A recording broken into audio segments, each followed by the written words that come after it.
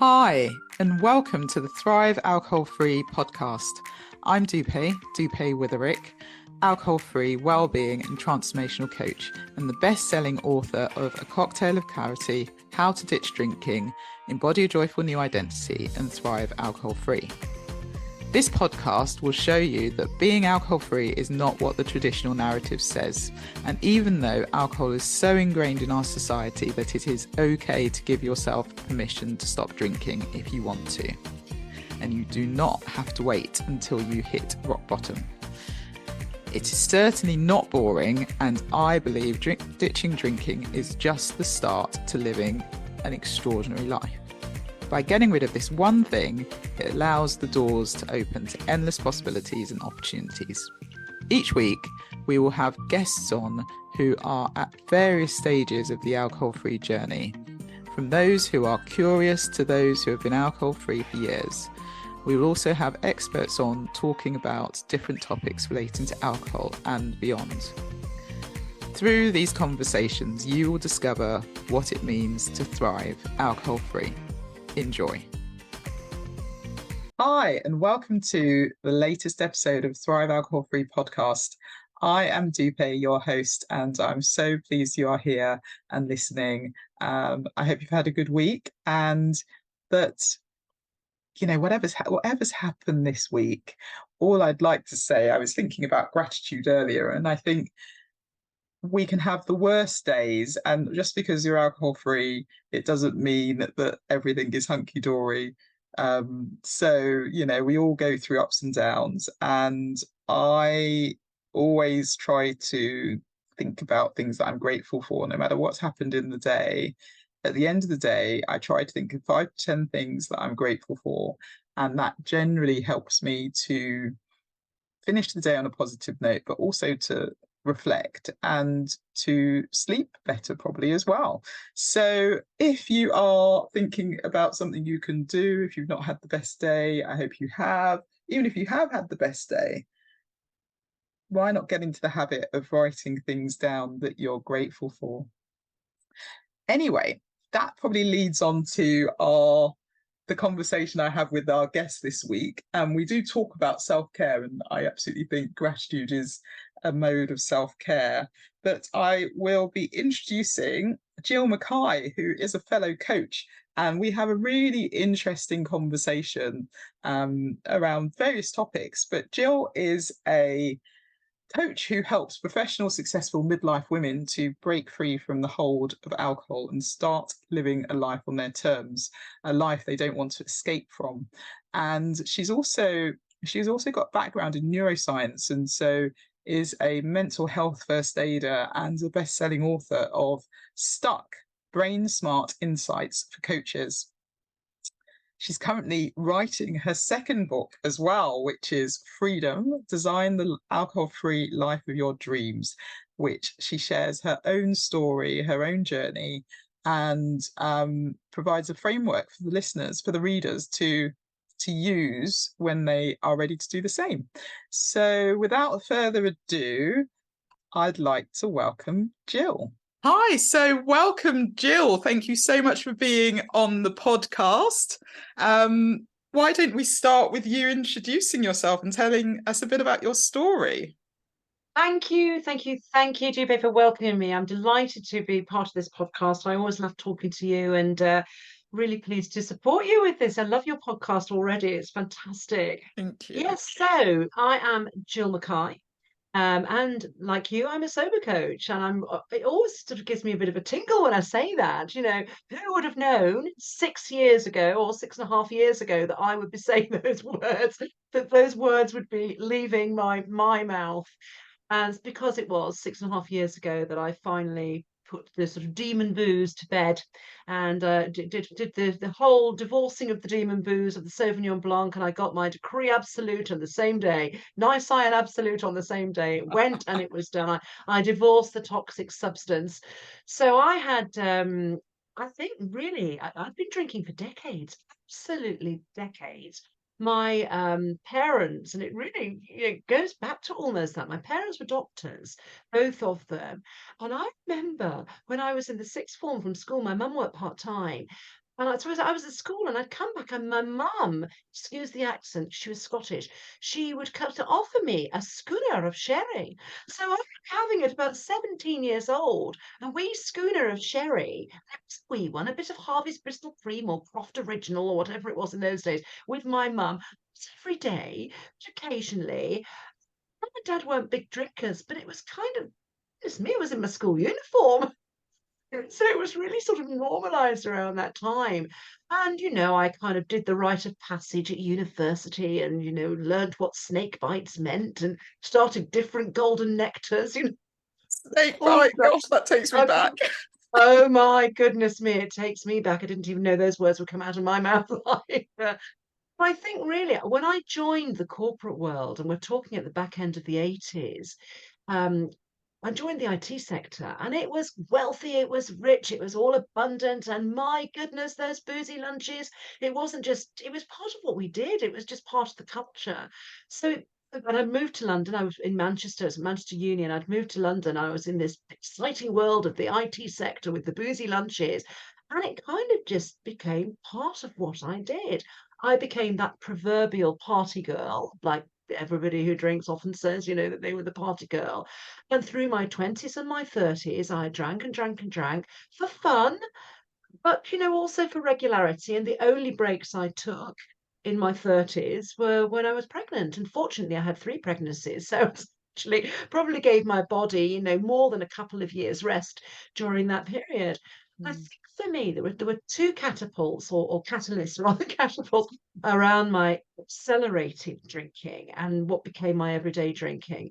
One of them was well, for want of a better word, my success at work, because I was an HR director, I was a learning and development director, I became more and more senior. Seniority and being in the minority as a woman, and in one organization, I was on the board of the organization, and almost the expectation of my performance, it was all in my head, really. You Mm. know, that was kind of some sort of catalyst that up the drinking. And then and it wasn't really to harm big harms effect. Now Mm. I know I was harming myself, and now I view that alcohol is almost a form of self-harm. But I was doing it as a way of relieving my stress and almost like a social lubricant, but as a boardroom lubricant as well. Not during the day, but something to be able to make me manage those. The second thing that happened was I was very much sort of sandwich generation mum when I was in my early 50s and late 40s. So elderly parents and mum and dad, because I mentioned before, were doctors. Because they were doctors, they perhaps had their children a little bit later, so they were a bit older. And so my mum, bless her, had Parkinson's disease, and then my father-in-law died, and my mother-in-law came to live with us. And I promise you there is no blame here, and none of the sort of, don't know who it is it Benny Hill or Les Dawson mother-in-law jokes, but if I had my time again, I'd do it again. I'd have my mother-in-law here, but I'd set different boundaries. Boy, that was a big catalyst to the drinking. Mm. She was disabled. It was God bless her. She's now gone as well. Bless her. I'm officially an older generation. Um, Having the sort of sandwich generation piece, I felt I was having to do everything. I'd lost my parents. My mother-in-law was living with us. Same time, my teenage daughter, my youngest, and so when she was pre-teens, was diagnosed with OCD. And I'm terribly grateful that we were able to get that done because she's living an incredible life now, and she was Mm. not living an incredible life at the time. And yeah, I just was that sandwich, Mm. absolutely. And the thing that helped me to put more of the meat in my sandwich, or so I thought, was Sauvignon Blanc, Yeah. and that became my really my golden nectar of choice, my stress reliever of choice. Mm.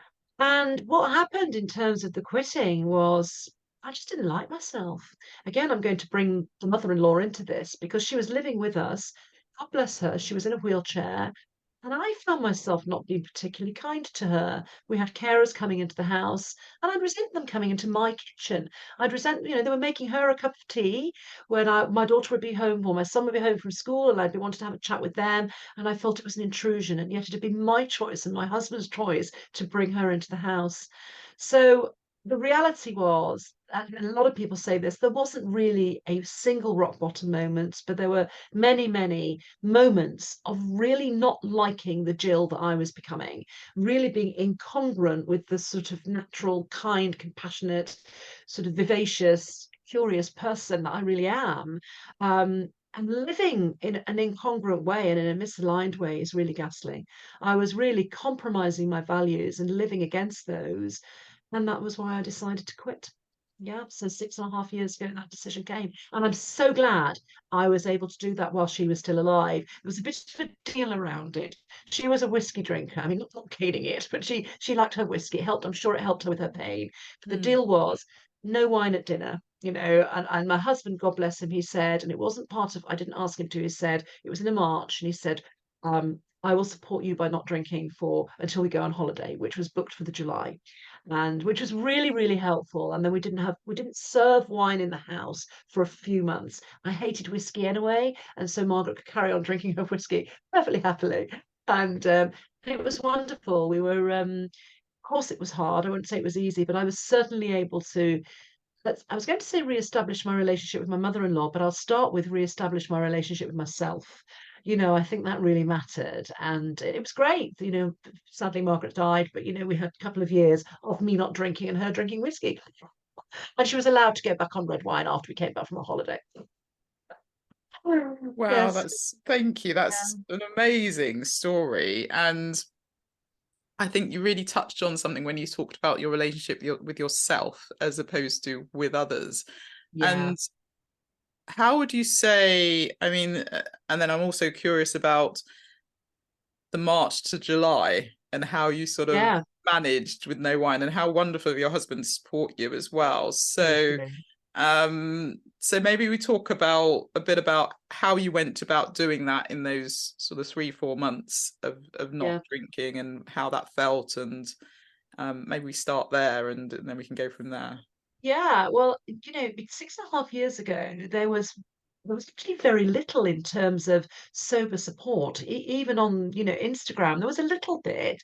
And the Bible at the time around quitting drinking was Annie Grace's This Naked Mind. And then when I read that, I discovered all sorts of other things as well. So what happened was, I really don't know why it was a Monday, but one Monday I said to my husband, "This has got to stop." God bless him. He was so fantastic around the whole thing.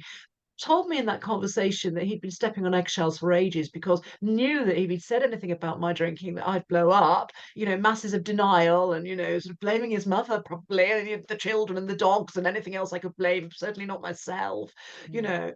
And it was one Monday I just sort of said, I am going to stop and I am going to need your support. And again, I don't know where this came from. I said, I'm going to give myself 2 weeks. Don't know why it was 2 weeks. 2 weeks to Mm. research, 2 weeks to really look at what I can do, what other people have done. And I think, Annie Grace was the Bible in those days. And I got her book. I also joined a website, it's still going strong, Lucy Rocker's Soberistas website, which has got thousands and thousands of members across the globe. Mm. Now it's not a Facebook group, it's hosted out, in another place. It's a very safe place. So it was a community. I joined that community. I didn't think I wanted to join AA because I didn't think I was an A, if you know what Yes. I mean. Yeah, We could talk yeah, about that later, maybe. yeah. And I was totally in awe of what that as an organization has done for millions of people worldwide. But it didn't feel right to me for many, for many reasons. I wanted to do it at my own pace. I wanted to feel in charge. I wanted to feel in control. And the really interesting thing was that on that Monday, and it didn't happen until it was actually, not even 2 weeks, I think it was something like 11 days, I don't know, when I actually stopped. On that Monday, I made a decision. And it was that to me has really, really been something that's held me very strong. And something I talk to my clients about. I made a single decision. And I remember that mattered to me because years ago I'd seen, the comedian Frank Skinner. Mm. I'd seen him interviewed on, it was either Graham Norton or Jonathan Ross, one of the big chat shows. Yeah, And I yeah. remember him talking about his relationship with alcohol, his alcoholism, and how he'd quit for over a decade. Every morning was torture. he really lived by this one day at a time every morning. And I thought, I can't do this. I don't want every day of my life to be torture. I can't do the white knuckling. Mm. And I'd experienced white knuckling before because I'd done the occasional dry January and, waited up until midnight on February the 1st. That's no joke. And, so I could have a glass of wine on it. So that was a white knuckle. I didn't want that. So that Monday I made a single decision. And that's when my husband was, I mean, he was very emotional about it and he was hugely supportive.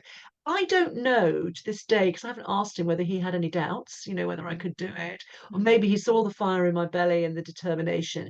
And bear in mind, I was pretty low because part of my motivation was, I didn't really like myself, Mm. and that's sort of, a real away from motivation rather than moving towards something beautiful, which I started to find as I did my research during that 2 weeks or the 11 days. Mm. So Annie Grace is a great influence on me. So baristas, I think what's really interesting, I knew intellectually I wasn't the only one who was having Mm. these doubts and these problems.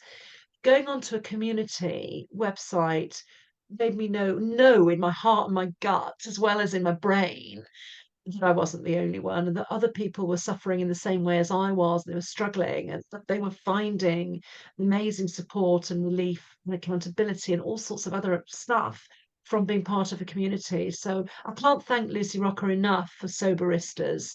Mm. That was one of the great things that in that 2 week period and going forward, that really helped me to know I wasn't alone and to know that, well, I guess I was held. I could ask anything, and it was never going to be stupid because I knew that anything I asked, there were 100 people around the globe or 1,000 people around the globe who also wanted to have the answer to that question from people who'd experienced it before. Other people had had the same experience. So it was it was tricky because I was craving, I was, mourning my beautiful Sauvignon Blanc, all the rest of it. Honestly, truly, because I was so aligned to my decision, I knew I would succeed. And there wasn't any white knuckling, no white knuckling required. It Mm. was, I think because I had that beautiful support at home of my husband and his mum, because she was Mm. the other adult around, and Mm. my kids, I was very open with my kids who, my son was at university at the time, and probably my middle one, my daughter had just gone. So I had one at home incredibly proud of me actually, which is very interesting. And Mm. I think that helped as well. So I had a lot of lovely support and motivation around me at home. Um, but I also Annie Annie's book taught me about self-care. And a massive aha was how self-care, if those words had ever left my lips, it would have been literally just lip service. Mm. I hadn't, really as a coach, when I look back and I'd been talking about things with my clients, and we're talking pre-sober coaching. I was business coaching and mindset coaching. I find it extraordinary that I was the classic person who didn't apply these things to myself. It's like the doctors who go and smoke in the staff room and sorry, I'm not berating the medical community, but and yet they tell their patients. My dad smoked, and he'd tell because he was a gynecologist, he'd tell his pregnant women to stop smoking and to protect the baby, and then he'd come home and smoke goodness knows how many Benson and Hedges, or his pipe in the later years. You know, I was that person who just didn't know what self-care was. So I think I started to be really kind to myself, and that's how I did it. You know, kind in terms of giving myself time, in terms of giving myself little treats, really allowing myself to be loved and supported by my husband. I do recognize how very lucky I was to have that space with him, and I was really held. I know not everyone has that. Um, yeah, and it's been an extraordinary journey ever since. I think what I can say between that March and July period before we went on holiday was all of a sudden the colour came into my life. And I know that sounds a bit naff, but I actually really felt that I was living my life in shades of grey and not the 50 Shades of Grey variety. It was I was living a sort of dulled down life, but I didn't think I was at the time. It was only that gift of hindsight that allowed me to really know it. I think I did know it at the time, but I was in this such denial, I was hiding from it. But I wouldn't allow myself to see the truth because I was scared of the journey that I would need to take. And the journey wasn't as bad as I thought it was going to be, because I Mm. started to be able to feel some very different emotions like pride and sense of achievement, and some pretty tricky ones as well, because you feel the feels when you give up the alcohol and you don't numb it down anymore, you Yeah. know. Yeah. Yeah, amazing. And I love that the color came back into your life. I think that's really an important point to raise because, we all use used alcohol to numb emotions and to help us if we're feeling stressed or if we're, feeling anxious or if there's grief or, it's a good way of numbing that negative emotion. But actually Absolutely. what we're actually doing is numbing all our emotions. So the positive emotions as well as the negative, and you're not really experiencing the joy or the just life in general. And so when you say you had a dulled life, that's absolutely due to the fact that's what alcohol does, really. So Yeah, exactly um, so. I mean, you describe it so beautifully. It's. I think for me, I'd stopped noticing. I'd stopped mm, noticing the beauty of the yes, world around me. yeah, The little things, and even the little things in what one would traditionally describe as being challenging. So, for instance, my daughter coming and talking to us about her problems and her challenges that ended up with a diagnosis of OCD. My goodness, how blooming lucky are we that we have a child who will come and talk to us about these. That's joyful for me, and that we are able to help her and guide her in her young life to somewhere she's more supported. So mm, I missed out on so many of those connections with myself and with the whole experience of life when I was mm, drinking. Yeah. yeah. And it sounds amazing because I think one of the things that puts people off taking a break from alcohol is what's going to happen in my relationships. And one of my Yes. episodes, I do talk to my husband, and we discuss this. But Yes. from your perspective, you kept saying you were very lucky that your husband was so supportive, and then your children as well were really proud of you, which is fantastic. There are there are people that are going to be listening. Someone's going to be listening thinking, well, I Yes. don't know if that's going to be the case. And you Yes. touched on self-care. And so maybe it would be interesting to get your perspective on and the relationship with self. So even if that is the case, what advice would you give that person to carry on? Yes, I think that the best piece of self-care you can give to yourself, if you are considering, or you've got to the point where you know that quitting alcohol is the right thing for you, is to stay strong in your decision. Yeah, it might upset the apple cart. In fact, all the apples might fall over and, trip everybody up, but I would honestly say, who gives a monkeys? And that's the polite way of saying it.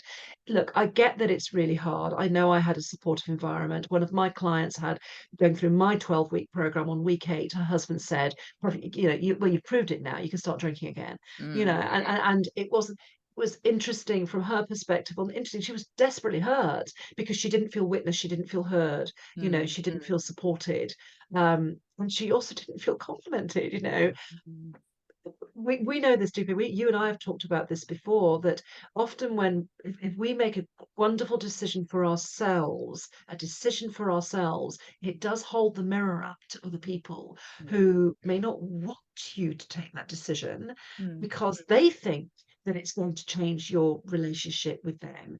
And also it might change their own perspective or make them have to face up to their own drinking. It's really very complex. But what I would say, 100%, is, and I did fall into this trap a little bit myself with my friends, because not one of my friends said well done. Not one. It was extraordinary. I was actually deeply deeply hurt. mm, Is, you can either change your friends. That's a bit binary, isn't it? Or you can spend your life defending yourself. Don't justify. Don't defend. Be proud of yourself for your decision. because it's probably the wrong thing to say in a way, but let's just get it out there. This could be a tricky journey for you anyway. You might feel some cravings, you might be mourning some stuff. You know, working out who you are alcohol free is quite a beautiful journey, but it can also be quite a tricky and emotional journey as well. Focus your energy on that rather than on other people who are tending to give a flying monkeys about what you have in your glass. That's their stuff. That's not your stuff. You'll need your energy for you and your alignment, your congruence, your grounding. And let's first start off with a big, wonderful, well done pat on the back that you've made this decision. And if nobody else is going to say it to yourself in the mirror every single day. I think it was Mel Robbins who said, high five yourself in the mirror every morning. You know what? It seems daft at first, but do it. Because if nobody else is going to high five you, do it to yourself. See your smile, see your pride, allow yourself to see that because you're making the best decision for your health, yourself, your future. It's just wonderful because it's a journey of discovery. Yeah. Mm. Yeah. Yeah. Unfortunately, there's no magic formula with this. And, you know, the vast majority of my clients have some form of support at home, but not universally, you Mm. know. And there is a degree of impatience, when are you going to give up this nonsense? Or Christmas is coming up, or it's my birthday, or we're going to this wedding. I hope you're going to drink champagne. Why can't you toast a bride and groom with one of the most beautiful alcohol-free drinks around? What other thing you like to drink? Tea. Why can't you? Where's the rule from that? It's a rule in our head. We can change those rules. Well said, Gill. Yes. Come on. Let's start a movement, Dupe. I think we should. A cup of tea movement. Indeed, indeed. No, I remember. I'm sure people used to say you can't cheers with a non-alcoholic drink. It's sort of like crazy now to think about it. And I think that was, I can't really add to that. I think that was brilliant. So, if people don't know what self-care is, and you said Yeah. that was making a decision Yeah.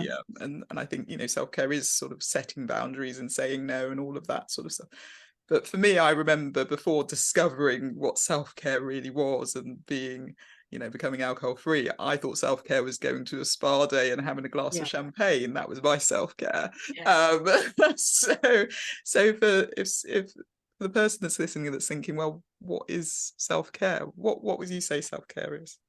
I think that self-care is anything that grounds you into the moment, anything that brings you back to the present. So, yes, it can be practices like meditation and hugging trees if you want to. Now, I was the archetypal roll your eyes person when anybody mentioned the word meditation. Done a bit of study since then, actually. And, I might use the word breathing, but I'm kind of quite into it these days because I really know and have felt the benefits it offers. But for me, it's anything that allows you to feel really aligned and present with yourself in that moment, that gives you the opportunity to be still and to be calm. So it could take the way that it could take the shape of anything. It can be doing things, so it can be knitting or quilting or crocheting. It can be using different senses, so it can be walking, it can be looking at the sky, the constellations, the full moon. It can be sensing and feeling in different ways. It can be reading, so using your eyes. It can be taking up a new hobby, so art or crafting. It could be or running. I mean, I was the archetypal cliche. When I quit the drink, I wrote a book and I took up running in my 50s.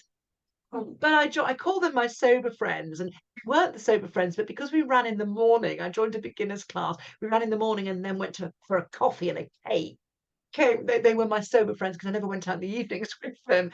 It could be joining a new club. It doesn't have to be community. It could be joining a community. It could be something on your own. It could be having a new haircut. It could be doing your nails. And it could be a spa day, but not with the champagne. It could be anything. And it doesn't have to cost money. I think that's really important. I was like you, Dupe. I think my perception of what self-care was those expensive early treatments and having a facial every week. It doesn't have to cost money. It's you time. It's you choice. It's what do you want? What makes you feel good? So one of the things I do, and I've sort of turned up the volume on me since I gave up drinking. Um, I live in West London, and we've got quite an international community nearby. One of the things now I can't sew at all or dressmake or anything, but one of the things that fills me with absolute joy and pleasure is going down Southall High Street and looking at saris. And I honestly, it is for me, it just brings me so much joy. And the smells, because we absolutely adore Indian food. I love the vibrancy of Wall Street is I put it on myself a gold pair of shoes. But it's so interesting, and I never have given. I've always loved colours and fabrics. You know, John Lewis fabric department is a sensory joy for me, even though I don't sew. But since I quit the drinking, I actually consciously think, oh, I think I'll have a self all day. And that to me is a self-care practice Mm. because I'm filling my eyes with colour. And I Mm. mean, shopping can be, although we have to be aware of cross addictions because that's often Yes, the case, you know. very good point. But you know, it is interesting. That's self-care. Having a coffee with a friend, you know, walking around the park, you know, anything for me is self-care that grounds you. Oh, and I will add journaling. Whatever. Mm. I mean, that's compulsory. Yeah, I'm going yeah. to put that in as an absolute must do. But Mm. anything that grounds you in the moment allows you space to breathe and just think about the magic of the moment is Mm. self-care. Yeah, no, that's great. And it's just that it can be the tiniest of things, and I love the point of it doesn't need to cost anything. It is, just looking at the stars or cloud formations or anything like that. So love that. Exactly. Yeah, that's no, Yeah. it's so true. And hopefully if you're listening and you're wondering, what self-care practice I can do, there's a plethora there to go after. Well done, Gill. There was a big list. So Come and join fantastic. me on Southall High Street. It's beautiful. Yeah, amazing, amazing. And so um I wanted to touch on the uh, the fact that you said you weren't going to go down the AA route. And Mm, I know that you've got a very exciting talk coming up, and it's going to be about the stigma around society, around yeah. sobriety, sorry, in Mm, society. And I think it would be really good to get your take on that. So there are lots of ways now to stop drinking which don't yes. involve AA, which I imagine even 6.5 years ago you talked about soberistas, but there wouldn't have Yes. been many of those, I wouldn't have thought at the No, time. not 6.5 years ago. And No, there weren't. so yeah, and so that whole stigma and potential shame and guilt around drinking, and not really again wanting to say you're stopping because people will potentially go to, you must have had a rock bottom moment, or something must have Yeah. gone dreadfully wrong, or whatever. There isn't and to your point about, no one really saying well done to you in your friendship group, Yeah. there is a whole piece there around not wanting to stop drinking, even if deep down you do, for whatever reason. And I think we touch, I talk a lot about the grey area drinker, and Yes. Jolene Park's phrase, and Yes. the fact that actually we were all grey area drinkers, and the Yes. majority of people who are listening are grey area drinkers, which is effectively someone who isn't teetotal, an abstainer, or hasn't Yes. hit rock bottom. Yes. So I'd love to hear more about your view on, and maybe get a sneak peek of your talk, but Oh, the stigma around sobriety, and yes. for someone who might be listening and thinking, I do know I want to do this, and Yes. but I won't because of X, Y, and Z. What Yes. are your thoughts on that? Yeah. It's a massive subject. I'm really glad you've raised that. Thank you, Dupe. I think the AA thing is interesting to me, mainly because of the A. I think I mentioned that before. That word alcoholic. Hmm. I mean, in that word, it brings up, and I know I'm not on my own here, so much potential shame that, I allowed, hypothetically, my life to get to the stage where I was an alcoholic. It's Mm. really interesting. This country, we don't use the word alcoholic anymore. We talk about alcohol use disorder. And Mm. I still think that it's, the terminology you use, grey area drinking, is actually more useful. That Mm. we utilize it, we think about it on a sort of continuum from the don't drinker to the people who would need medical intervention. Yeah. So I am absolutely, put this out there. I'm an absolute advocate of AA for millions of people. It's helped millions of people around the world, Yeah. and it's free, it's available, and you can go now. You can go anywhere. You can go, all around the country. One of my friends who was a superb inspiration to me. She's actually a sort of family friend from years ago. I think she's around 13 years sober now, and she still goes to her AA meetings, and she lives in Scotland. And she said to me, I do like coming down to London because I like to go to the Eaton Square one because it's terribly good. We go to lunch in Chelsea afterwards. So it was very, very funny.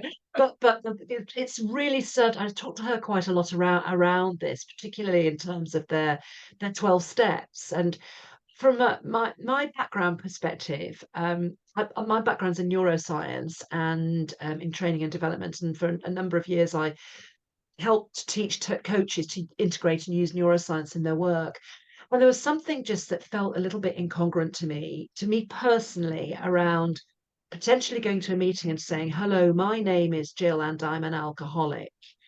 And always saying that, because that's giving you a message to your brain that I'm still an alcoholic. And, for me, it just felt, I don't want to be saying those words. Now, I know they've changed it now. I understand from my friend that it's different. And it depends also on your definition around the word recovery, recovering alcoholic as well.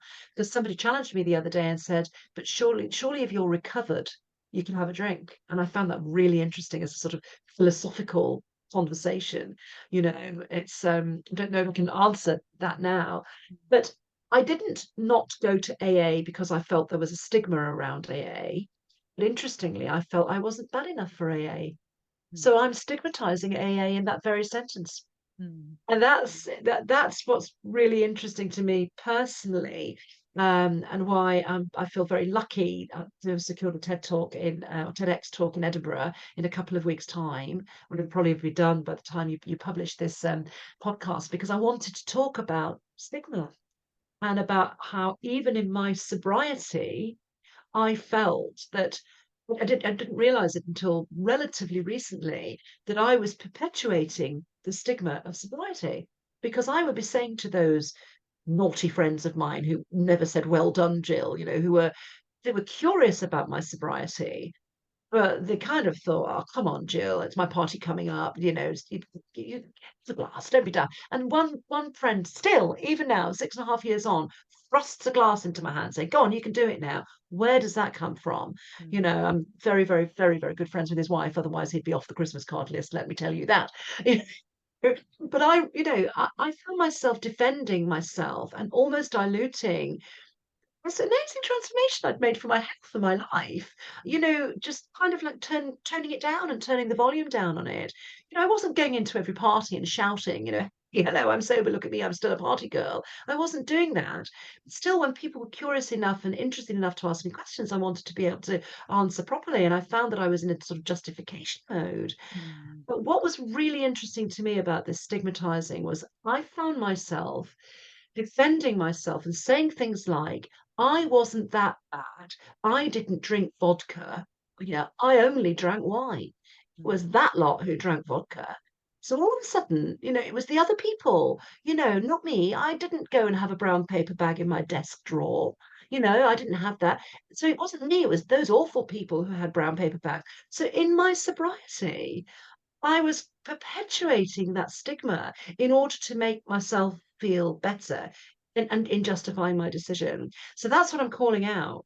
Is that Mm. actually I think we really need to start to have really open and honest conversations about what drinking means, and what sobriety means for Mm. people, and even for sober people to understand that rarely intentionally, that we can continue to stigmatize other people who are struggling with their drinking, and that's not really supporting them. Mm. And in fact, I felt quite ashamed of myself when I recognized that. The shame that I'd felt when I was drinking came back to revisit me when in my sobriety, because I had this realization that I might have been even perpetuating that stigma. So that's what my talk is about, human connection and kindness and compassion, and recognizing that stigma itself is silencing. So a lot of people who feel the stigma of drinking, they start to hide. And that's where denial comes from, then when they're hiding from themselves. But, I actually physically hid things. Quite literally, about 3 months ago, I found one of those little bottles of wine in my underwear drawer, which I'm quite ashamed to say from the perspective of it shows I hadn't cleared out my underwear drawer for 6.5 years. So, maybe, there's a lesson in that as well. But, it's I was physically hiding things, so I could go and have a quick, drink of my wine. Vodka, so that's okay. So it's an interesting, this whole stigma thing. I think I really want to call it out, because I feel that we all have, particularly as sober people, a voice, and we all have almost a duty to be able to support everyone and recognize that people standing next to us in the queue at the bus stop or on the tube line, I live in London, so I get the tube.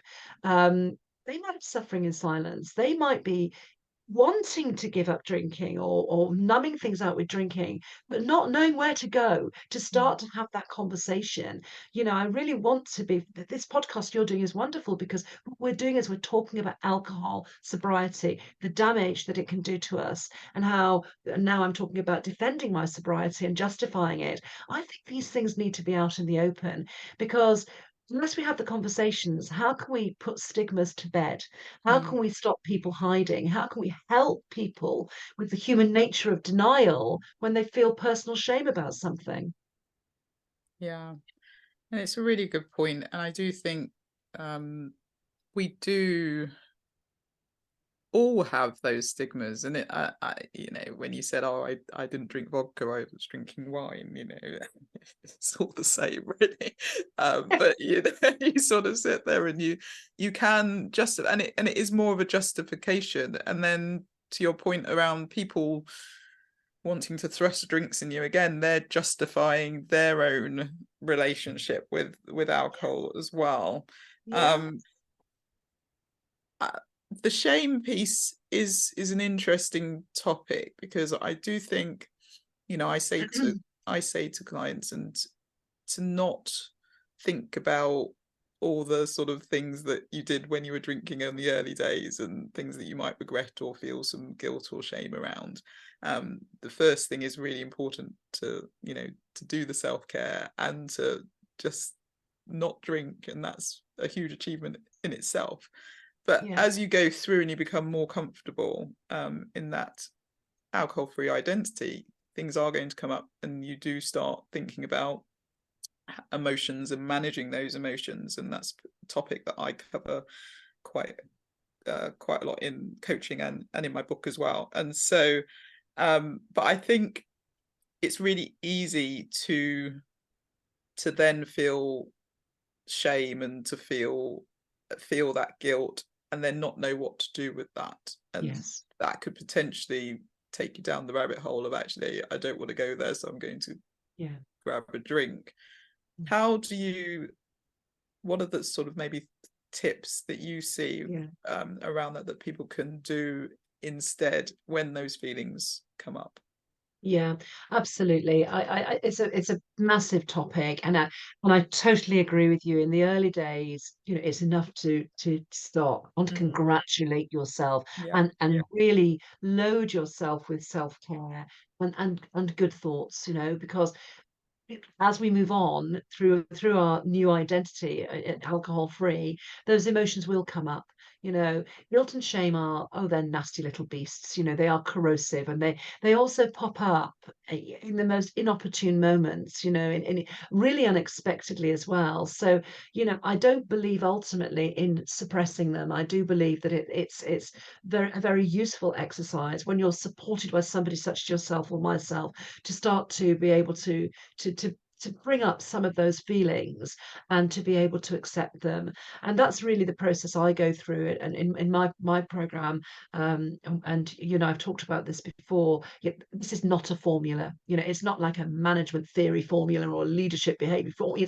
It's not a formula because it's different from everybody. You know, we all have our own unique experience. We also have our own definition of what guilt and shame mean and how we feel them, how deeply we feel them. And that so much of that depends on our past experiences and our personal makeup and our resilience as well, and the boundaries we have, all of those things as well.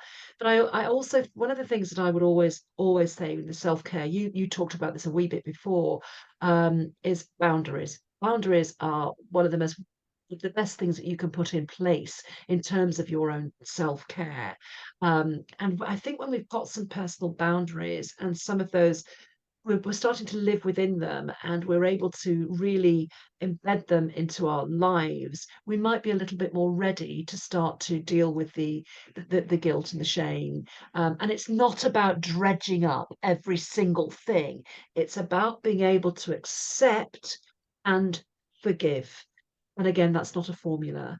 So, you know, guilt and shame are slightly different. Guilt tends to be an emotion that we feel when we've done something, so we can potentially undo it, or we can, in the AA terminology, make amends for it, you know, an apology, or if we wish to. Again, it's not a formula, and not all things that we feel guilty for necessitate an apology or even revisiting. You know, it's usually something we've done, a behavior that we've done to somebody else. Yeah. So whereas shame is something that we embed as part of our identity. So I am a bad person versus I did a bad thing. Doing a bad thing is more guilt. I am a bad person is a message you're giving to yourself, and that manifests in shame. And I think one of the most beautiful things that I've learned about shame. I mean, you'll be familiar with this author. I'm really keen on Brené Brown, Yeah. and I mean, I discovered her with her whole vulnerability thing on Yeah, TED, and then I bought amazing. her first book, Daring Greatly. I mean, I just love her language. I Mm. also love the fact that she's research based. I'm really into research and the whole science and mix of science and spirituality. I love the research that sits behind it. She's done a lot of research into shame. And I'm going to just read you this quote, and I've got it because it's part of my TED talk. I'm going to be talking about it there. I love this. She says, if you put shame in a petri dish, it needs three ingredients to grow exponentially: secrecy, silence, and judgment. If you put the same amount of shame in the petri dish and douse it with empathy, it can't survive. So I think that this is beautiful Brené Brown language. And for me, self compassion, empathy for self first is the way to be able to move towards reconnecting and to be able to move towards forgiveness of yourself. You know, I often use the sort of it's a common coaching method of, you know, what would you say to your best friend? So almost that third person view. We're so much kinder to our friends when, even if they've done something nasty to us, you know, when they've done something they feel guilty for or ashamed about, we're so much kinder to them than we are to our friends. So you know, start to feel, you know, talk to yourself as though you are your best friend is one of the ways that we can start to learn, and it is a learning to be kinder to ourselves and bring on some compassion. It isn't a formula, it needs practice. Mhm. Yeah. Yeah, brilliant. And it's so true. I think we're our worst critics, aren't we? We And are.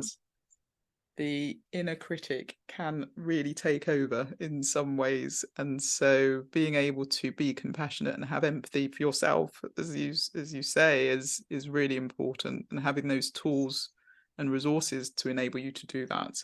Yeah. And as you say, it's, you know, secrecy, silence, judgment. That's what stops a lot of people from moving forward. Absolutely. So And again, it's the silence of stigma, you know? exactly. Yeah, Yeah, the yeah. hiding. And when we're Mm, hiding, we're not our best selves and we're not going to take proactive action. yeah, yeah. No, great points, great points. Um, okay, so if we move on to, and that was a really, I'm mindful that was a really tough subject, and Yes. if anyone was listening to that, I think support is key, and maybe joining, so, doing some sort of coaching, counseling, therapy if that's needed. But don't sit in silence and don't be alone in this at all. It's a tricky one. It is a tricky one. It is a And really, there are things that come back from years and yeah, years yeah, ago that could potentially come up. And so, yes.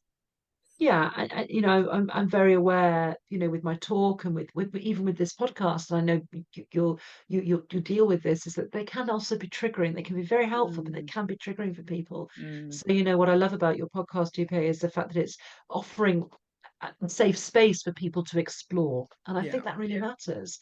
But mm, I think the message of don't suffer in silence is really important now, 6.5 years since I quit the booze.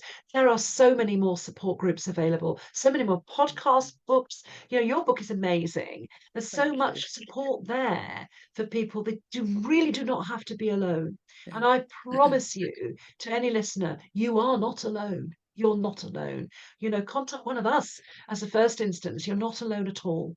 Absolutely. No, thank you, Jill. And talking about books, you've Oh, obviously got your book Stuck, which I can see behind you, which you wrote a while ago. And well, at the big early days when you decided to stop drinking, which is very that's exciting. But right. you have another book that's coming out soon-ish. Yeah. So Yes, exciting soonish. do you want to tell us a bit about that book? Yes, thank you. So I will just mention about my previous book. I had no intention necessarily of it being a bestseller or whatever. For me, it was one of my vehicles of self-care to Mm, sobriety. I wrote at 5 o'clock in the afternoon, which is when my body clock went, it's wine o'clock time. So, I discovered the love of writing through that, which was a gift that sobriety has given me. And now I'm ready to put out my book in the world about my sobriety journey. But it's not a memoir. It's really it's based on my 3-month program, and there's quite a lot of neuroscience in it because that's my background. I worked in the neuroscience field with business partner, training coaches and trainers in applied neuroscience for 10 years or 12 years actually. And so the book is Freedom: Design the Alcohol Free Life of Your Dreams, and it is about how to make that decision, that single decision, and what to do thereafter. Yeah, before, getting ready for it, and thereafter. And so it will join the many, many shelffuls of quit lit books. I think that's the common genre that are available now. But I'm delighted about that. Delighted that there are so many books that people can read to become yeah, more mindful, to start to make a decision for themselves, and then to get on the journey to get to yes, really have it as a support on their bedside table. So yeah. there's so I've got my own methodology that I talk about in there, and it's full of some client examples as well. And I'm in the middle. The reason it's not out yet is I'm in the middle of doing some research around it, so that there'll be some new stuff that's embedded within the book. Yeah. Fantastic. I can't wait to read that. So yeah, I'm very excited about that. And it does feel like it's the year of the quit lit. There's so many people that are sharing their new books this year and Yeah. in the coming, I know, early next year as well. So it's really exciting. And to your point, even 3 years ago when I stopped, there weren't that as many books as there are now. And so people have a real choice of, as you say, educating yourself, but also if you're just curious and you just want to see something different, and you might be thinking of doing something different, but just by reading a book, that doesn't mean you have to, but it gives you some, it sort of educates and gives you a different perspective. And it's always good to hear other people's stories as well, and something will resonate potentially that might trigger you to make a decision, as Jill says, and that decision could change your life. Exactly. Yeah, and it can do, and it will do if you make that choice. But it's not preachy, and your book isn't preachy either, because I really hold, that this whole area around choice. Sobriety for me has given me choice. Um, but it's also our choice whether or not we want to make that decision or not. And I just want to remind everybody that it is a choice. We all have that choice available to us right now. We might not think we have. We really, really have.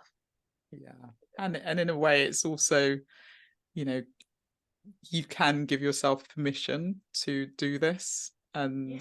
no one needs to give you permission to do it. You can Yeah, make that choice. And sometimes I yes. think you need to hear that. And so thank you for reiterating that, Jill. That's really important. Okay, so gosh, I mean, I could talk to you forever, and I love our conversations. And So do I. you've been so generous with your time. So thank you Thank you. for being a guest. And as always, we're going to end with my favorite question. What does thriving alcohol-free mean to you? Well, I think I might have given the game away with my previous comment. So for me, without a shadow of doubt, it is around freedom and choice. I didn't realize how tightly locked the shackles were on my own life until I quit the booze. I really didn't know how I was holding myself back. I mean, maybe I did intellectually, but I didn't really know in my heart and my gut how I was playing small, how I was holding myself back, how I was avoiding doing some great things in life. Like walking around the park at lunchtimes. Again, it doesn't have to cost anything. Like, going and seeing Take That 3 times in one concert tour, whatever it is. That may not be everybody's choice, but it's choice and freedom. I did not know how much I'd limited myself when I was drinking. Was Mm, that the limiting became a pattern for me? And I didn't know mm, that until I was free of it. mm. So for me, it's about the answer to the question is really clear. It's freedom and choice. Absolutely. It's wonderful at my great age to have those in my life. It's like being reborn. Fantastic. Thank you. That's yeah, let's end on that. I think that's fantastic. So freedom and choice is the way to go, and you'll definitely discover that if you make a decision to take a break and potentially become alcohol free. So thank you again. And is there anything you want to leave with the listener now? And also, how do people get in touch with you? Oh, yes, thank you. So I'm on LinkedIn. So LinkedIn is probably the best way to get in touch with me. And also, you're very welcome to visit my website as well. I do a little bit on Instagram, but I'm certainly not as prolific as Thrive Alcohol Free, as do pay. So, but LinkedIn is a really good way to get in touch with me through the messaging there, or through my website. And I think I'm just going to repeat, because there's nothing wrong with reinforcement. Is that I'm going to leave you with freedom and choice, and it really is a gift. It's a gift you can always choose to give to yourself. Absolutely. Brilliant. Thank you, Jill. Really appreciate it. Take care. It's been a pleasure. Thank you so much for inviting me. Well, thank you so much, Jill, for being a guest on Thrive Alcohol Free podcast. It was amazing to talk to you, and just really enjoyed the conversation. And I know there may have been some points that were quite triggering for you as a listener, but do please, if that was the case, feel free to reach out for help and get some support as you need. But thank you, Jill. Really appreciate you being on. And if you are interested in getting in touch with Jill, all the details are in the show notes below. And of course, if you'd like to read my book, A Cocktail of Clarity, How to Ditch Drinking, Embody a Joyful New Identity and Thrive Alcohol Free, which Jill kindly mentioned earlier, then it is available on Amazon, on paperback and on Kindle. So anyway, I hope you enjoyed the episode and you got something out of it. And I hope you have a really good week, and I look forward to seeing you on the next episode. Take care. Thank you so much for listening to the Thrive Alcohol Free podcast. If you enjoyed the episode, please subscribe so you get alerted every time I drop a new episode. I'd love it if you could rate, review, and share this episode. Feel free to tag me on Instagram at Thrive Alcohol Free and follow me for daily tips. If you would like to work with me, I offer one-to-one coaching sessions and have my signature Thrive Alcohol Free Society group coaching program. If you're not yet ready for coaching, I also have a self-paced online course, which is a companion to my book, A Cocktail of Clarity. All the links are in the show notes. I will see you in the next episode. Have a wonderful week. Take care.